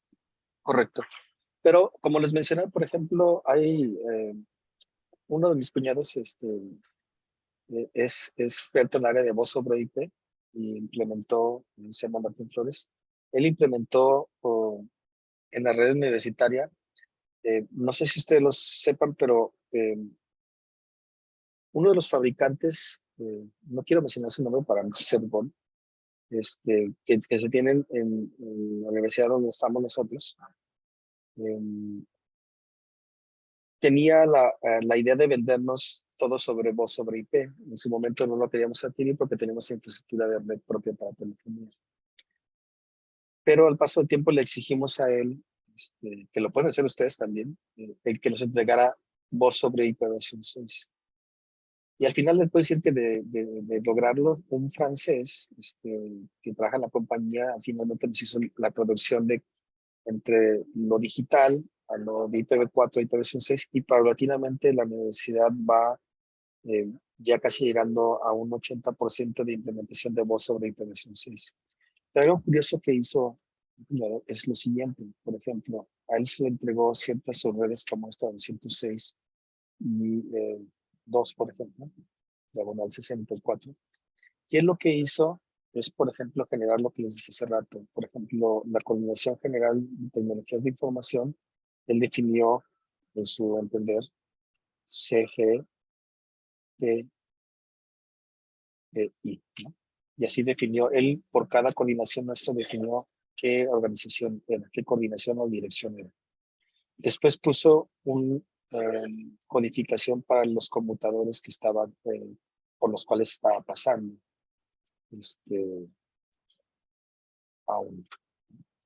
Y después dejó en blanco y al final convirtió la extensión decimal a hexadecimal y obtuvo la extensión del dispositivo final de voz sobre IP. Es decir, él le dio un sentido al sufijo, agregando la información que para él es parte, es importante. A diferencia de los usuarios de autoasignación, en el caso de la telefonía que se tiene aquí en la universidad, ahí sí se puede fijar la dirección porque el software lo permite. Entonces se entrega por DHCP, se le da este tratamiento de entregarle una dirección fija por DHCP versión 6 y el dispositivo sale y entra por esa dirección IP. Pero eso es porque la implementación de ese sistema operativo dentro de esa marca permite la fijación por DHCP. En el resto de los sistemas operativos de usuarios finales no sucede lo mismo, ¿no? Ok, muchas gracias, Inge. Entonces, va a depender mucho de lo que ustedes en algún momento consideren que es lo más adecuado, ¿no? Bien, si nos quedan por aquí unos minutos más, si les parece, puedo parar hasta aquí. Hay muchas cosas que ver técnicas. Y lo que yo propondría para la siguiente semana, si quieren, vayamos viendo de esto teórico, pasarlo a lo práctico, ir definiendo ciertos encendidos en partes de red. La estrategia que yo le decía a Irving, y bueno, creo que también con usted me platiqué, es que comencemos de la parte de conexión a Internet hacia abajo. Aunque nosotros nos pudiera asustar, y les voy a pedir si es posible tenerlo, el mapa de red de ustedes, de la isla que vamos a probar, marcando la ruta desde la frontera hasta la isla que vamos a trabajar, para ir encendiendo los peering, y sirve que nos sirve de práctica. Miren, no le tengan mucho miedo, porque aunque no tengamos salida en este momento por IPv6 con su proveedor, el hecho de que prendamos en los enlaces, no vamos a interferir comunicación, porque es un stat que se va a agregar como algo adicional ahí, y no va a afectar en nada mientras no encendamos la red LAN al usuario final. La idea y mi intención sería que en el mapa que pudiéramos tener, vean todos y que, no sé, Irving o quien tú decidas, Irving, empecemos a configurar los peerings entre los routers. Y al llegar a la implementación isla que ustedes tienen, solamente no vamos a prender la LAN para que no se autoconfigure nada, ningún dispositivo. Solamente vamos a llegar a los brincos que tenemos que formar, y en este periodo de tiempo, si podríamos lograr que el ISP tenga contacto con nosotros para hacer pruebas de implementar BGP, vamos viendo encender ya BGP. Una vez encendido BGP y funcionando, en ese momento que lo tengamos funcionando, ya tienen la isla, y el 10% es lo que tienen que probar para este año. Prácticamente formando el core y la línea, ya estaríamos del otro lado. Ok, sí, está muy bien, Inge. Hacia lo que es del router hacia adentro, ¿qué ocuparía? No sé, estábamos pensando a lo mejor en un par de servidores de prueba o 2 equipos portátiles, no sé qué ocuparía hacia adentro. Sí, ahora sí que ustedes quieren probar y empezar a sentir que funciona, pues ahora sí que las piezas que quieran colocar en la isla y las prendemos, ¿no? Y de esa forma no estropeamos nada de su infraestructura, ¿no?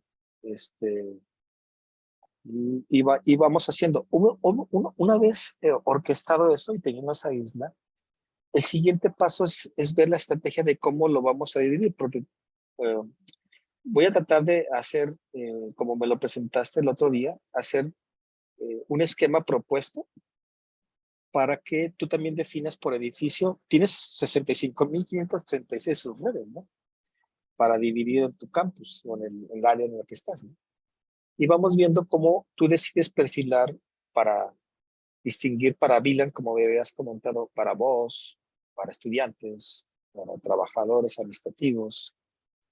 Y yo no puedo decirte cuál es la mejor, simplemente te sugiero cuál es la que tú decides al final.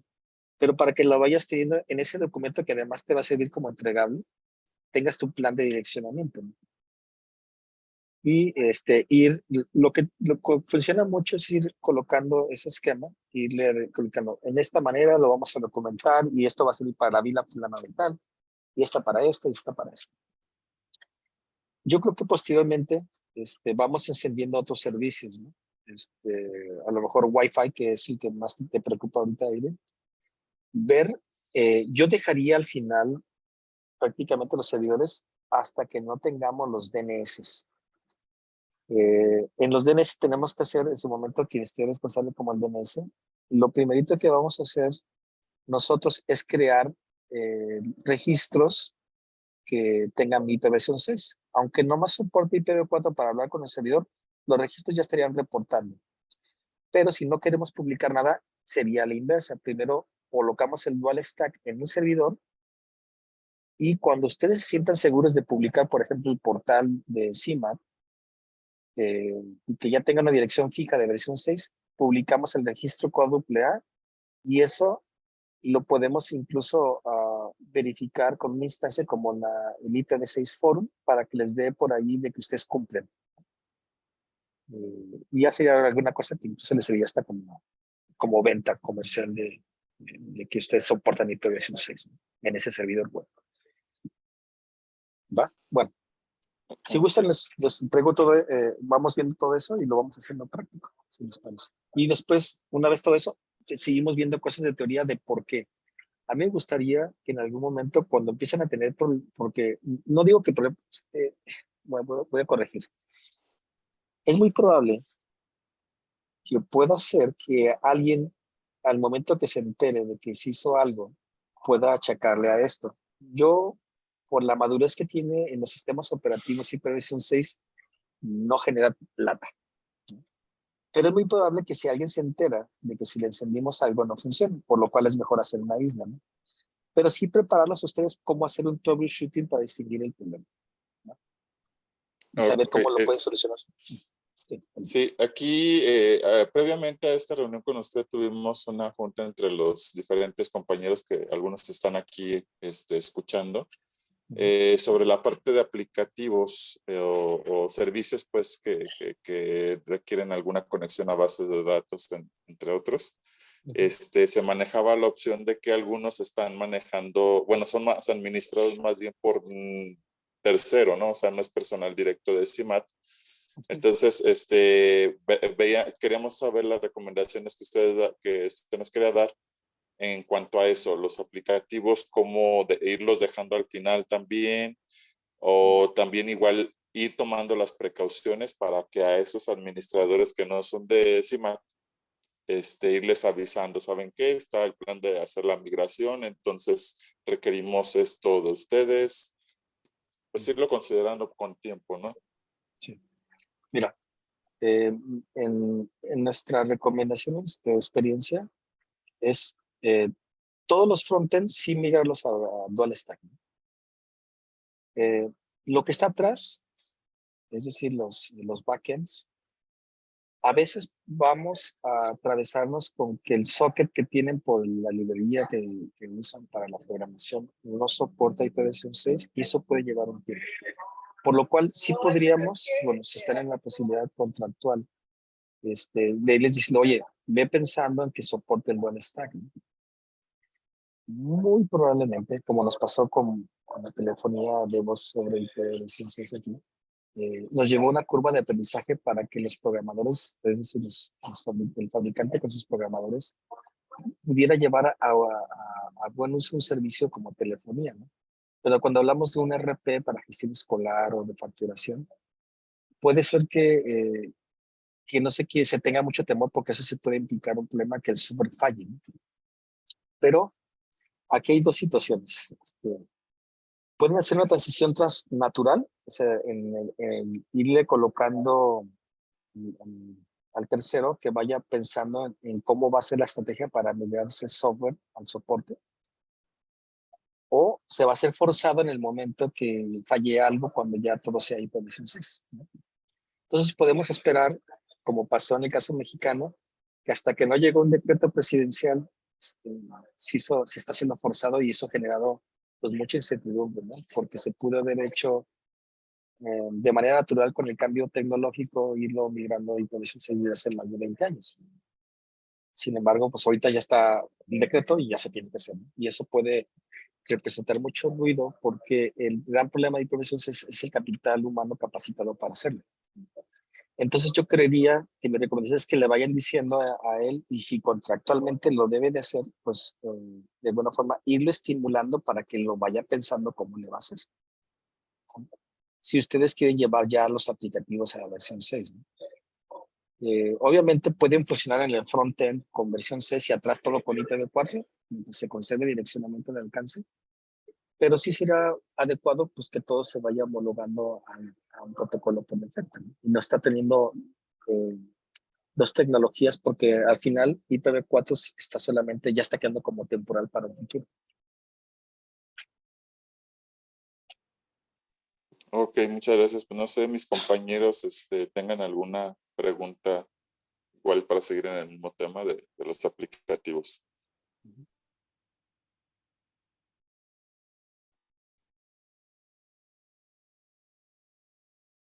¿Cómo lo perciben, chicos?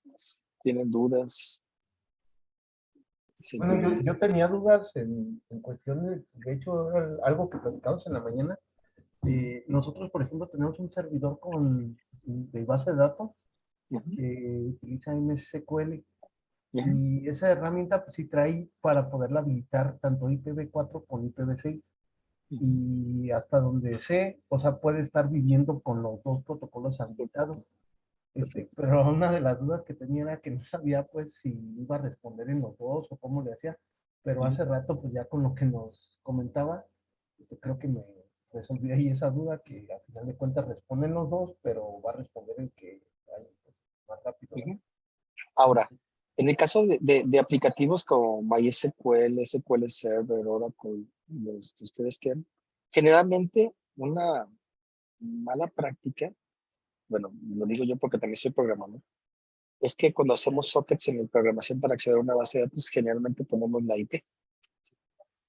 Es decir, pones, no sé, Python, PHP, Perl, lo que se les ocurra C, ponemos el socket, ponemos la función conectar, ponemos la dirección IP, después coma y el puerto, TCP, pero ahí no hay forma de decisión por IP4 y IPv6, es la dirección que le pusimos, si es IPv4 es IPv4. La buena práctica hubiera sido colocarle un nombre de dominio al socket. Si está así ustedes, ahora ahí sí va a tener que decidir el sistema operativo por cuál de las dos se va, por IPv6 o por IPv4. Pero generalmente el software lo ponemos con direcciones fijas, ¿no? O se configuran a través de interfaces de configuración de los aplicativos, ¿no? Pero va a Sí, depender también mucho de eso. sí, en nuestro caso es como mencionas. De hecho, pues muchas de las aplicaciones web, como no ven el servidor por nombre, sino solamente por IP, entonces todas nuestras aplicaciones web, sí la conexión es por IP. Y en el caso de las aplicaciones de escritorio, ese sí tiene una interfaz para poder configurar y ahí Ok, se le pone o la IP o el nombre. Entonces en esa de las de escritorio no tenemos problema, porque mientras el DNS resuelva el nombre, pues ya lo va correcto. a mandar a la IP que corresponda, ¿no? Y en las web, pues es la parte que también queremos ahí probar después, una vez que hagamos como el laboratorio, para asignar ahora una IPv6 a esa Ok, conexión y ver cómo funciona. Pero sí, sí, es correcto. más o menos como mencioné. Yo creo que sí, que eso sería muy bueno. Si en el laboratorio quieren poner DNS en versión 6 y probarlos. De hecho, ahorita que lo mencionabas, si es que ustedes tienen así, por ejemplo, sus aplicativos, hasta que ustedes no se sientan seguros de que todo el path hacia la base de datos y los frontends en su comunicación en el DNS no colocan el registro cuádruple A hasta que no se estén como muy tranquilos de que sí funcionan los aplicativos atrás con el IPv6. Si no, solamente es pasar para evitar ese problema, es que los frontend de todos sus servicios web, los servicios, si todos son a través de una interfase web, solamente sean los que tengan el dual stack y atrás que todo se conserve atrás. Pero sí paulatinamente ir probando en espacios que ustedes programen, de ventanas, para ir asegurando cada una de las cosas. Y lo más recomendable sería que pues, todo lo pasen en la versión 6, ¿no? Para que no se quede legado, porque si no lo que se lleva en un futuro, este, ustedes sabemos que todos somos finitos también como trabajadores de una organización. Entonces, eh, sí, para que no haya una deuda técnica de que no migraste todo a versión 6. Y lo malo de cuando dejas una deuda técnica es que luego se va quedando y nunca se termina de hacer el cambio de plasma. Entonces, eso sí sería mi recomendación. Ustedes lo decidirán. Pero sí sería todo lo que tengan, pues pasarlo a versión 5, ¿no? Como una transición que sea más suave y transparente, ¿no?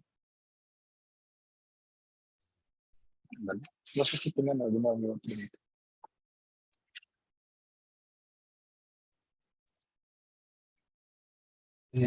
Sí, bueno, esto ya es más relacionado a a un tema administrativo o de cumplimiento. Ujú. Nos están solicitando un plan de migración a IPv6 y en uno de los puntos mencionan qué riesgos de seguridad o a qué nos podemos enfrentar al hacer esta transición, este, más específicamente a riesgos de seguridad. No sé si en base a su expertise nos pudiera compartir algo. Ujú. La primera, y creo que he ido mencionando algunas de ellas, es como administradores, el no tener la ubicación de un objeto IP temporal. Eso sería como es un riesgo, ¿no? Si no es cierto una amenaza o una vulnerabilidad más bien, sí representa un riesgo, ¿no? Cuando un objeto interno tuyo haga un ataque. ¿Por qué? Voy a mostrarles yo algunos puntos, en teoría, más adelante, de seguridad, para que ustedes puedan documentarlos como tal. Dejo que los pongo ahorita rápido, nada más para que los conozcas. Y para que los tengan como documentados a la hora de exhibir ese documento, ¿no?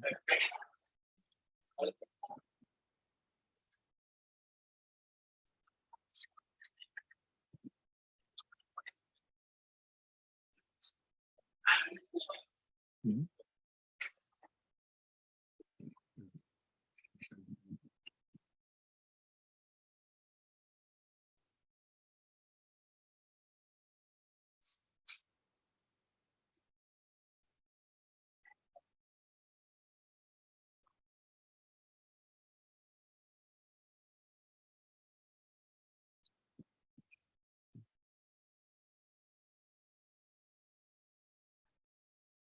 Mira, en primera instancia, lo voy a poner en estos puntos hasta aquí.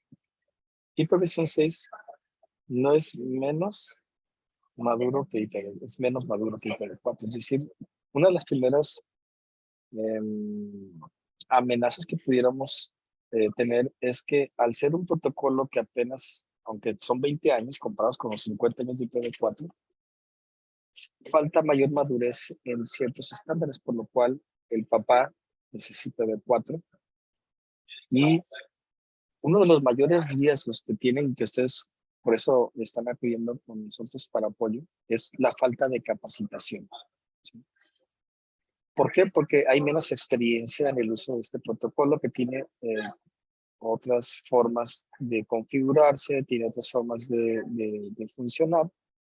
Y el riesgo es una implementación que puede ser fallida y que puede dañar la disponibilidad del servicio. Y otro riesgo son las faltas de buenas prácticas para ponerlo.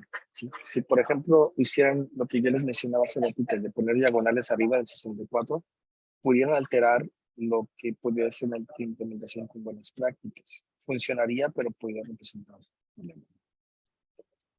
Por otra parte, como dice aquí, impacta potencialmente a todo lo que lleve una IP. Entonces, es decir, implementarlo de una forma sin conocimiento es un riesgo de seguridad. Ahora, otra de las situaciones que pueden ustedes estar afrontando es el de soporte desigual de ciertas características en equipos de seguridad. Me ha tocado, aunque ya han madurado muchos firewalls, voy a tomar el caso, por ejemplo, de Fortinet. Cuando nosotros poníamos políticas de control de contenido para las redes sociales en IPv4, a la hora de encender IPv6, nos dimos cuenta que no funcionaban las mismas características para el stack de versión 6.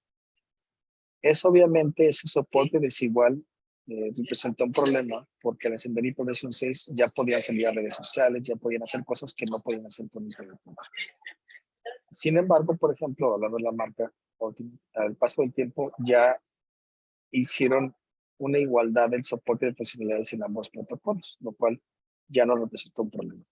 Pero a la hora de hacer el analítico con ustedes, tendríamos que ver si el soporte, por lo menos en cuestiones de seguridad, está en igualdad tanto para el stack para IPv4 como para IPv6. Otro riesgo, y bueno, sobre todo en la compra, otro riesgo que puedes enfrentar, por ahí me comentaban que la Wi-Fi pues ya lleva su tiempo, ¿no?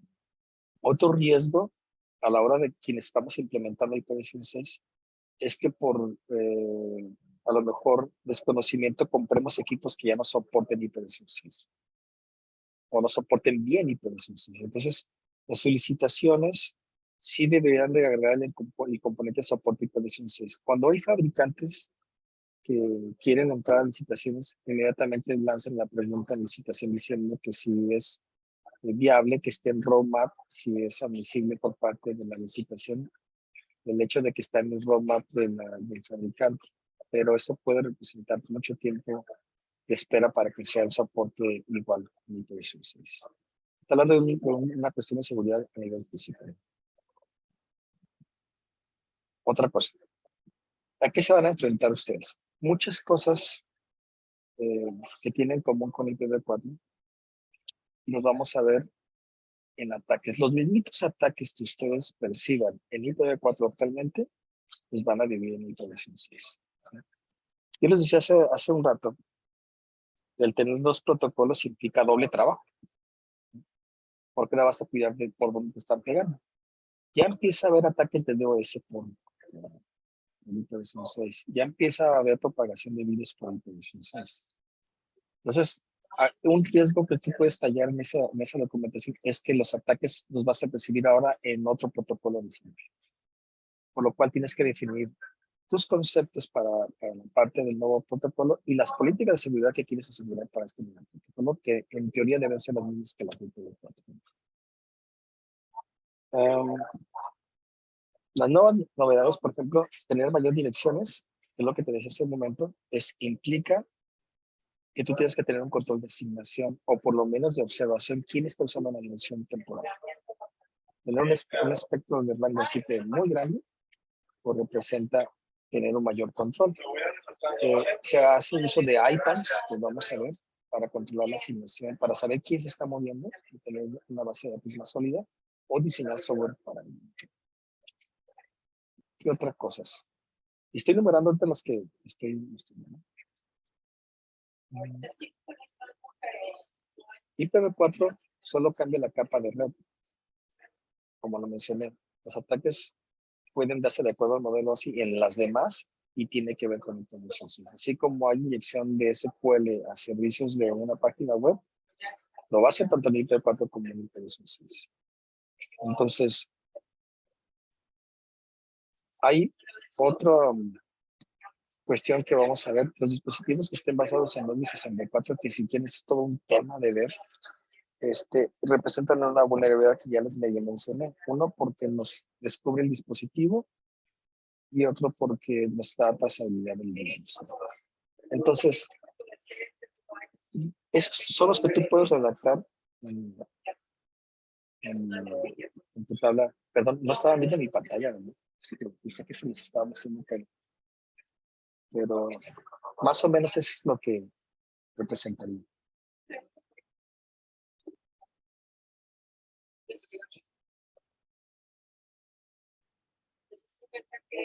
¿Ulises? Sí, ingeniero, muchas gracias. Obviamente hay más cosas, pero si quieren ya con el tiempo, las vamos viendo cada una de ellas. Y sobre todo, Ulises, si tienen esas dudas para la parte del reporte final, pues les vamos trabajando también para que administrativamente vayan cumpliendo ustedes. Sí, perfecto, ingeniero. Muchas gracias. No, pues nada, gracias a ustedes. No sé si tengan alguna duda más para la siguiente semana. Y trabajando ya haciendo el proyecto. Pues no sé, Siri, ya nada más definir la parte de cómo se manejaría las sesiones. Si sería semanal, a qué horarios y todo eso. No sé, Siri es la que estaba checando esa parte. Sí, le comentábamos que era importante. ¿Sí me escuchan? Sí, Sí. Que era importante como establecer un día y un horario para ya agendarlo y tengamos reservado ese tiempo. No sé qué día sería para usted, a qué horario. Más bien me adapto a ustedes para que se sientan cómodos en qué días les parece mejor.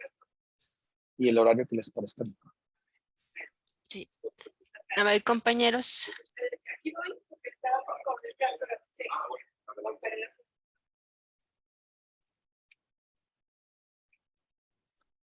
¿Cómo están todos?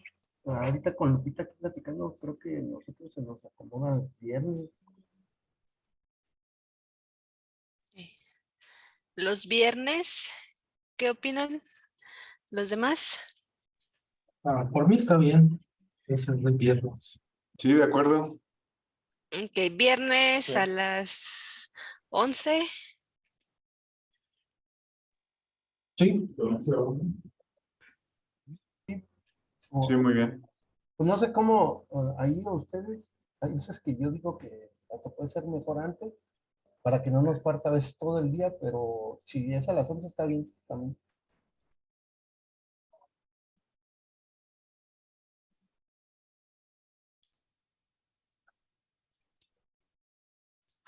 Sería, pues yo creo que sí, los viernes a las 11. Y bueno, si en el transcurso de la semana, no sé, se va a trabajar de una manera más operativa con alguno de los compañeros, algunas pruebas o algo, pues ya sería nada más los que están involucrados en las pruebas. ¿Están de acuerdo? Sí, de acuerdo. De acuerdo, sí. Sí, de acuerdo. Estoy de acuerdo. Pues de acuerdo, sí, entonces quedamos, por lo menos lo que es fijo va a ser de viernes de 11 a 1. Y pues estar viendo cuestiones particulares con cada uno de los responsables del servicio. Entre semana. Sí, correcto. Que sería más como dinámico, ¿cierto? Sí. A lo mejor podríamos hacer un grupo o algo para que nos envíen la invitación a todos, o si lo ponen en un calendario, le comparto los correos electrónicos de todos, Ok. para que ya quede programada las sesiones. Perfecto. Sí. Pues, Muy bien, entonces nada más de favor de esa semana, si nos hace favor de compartir la grabación y la presentación, se lo agradecería mucho. Claro que sí, deja la par.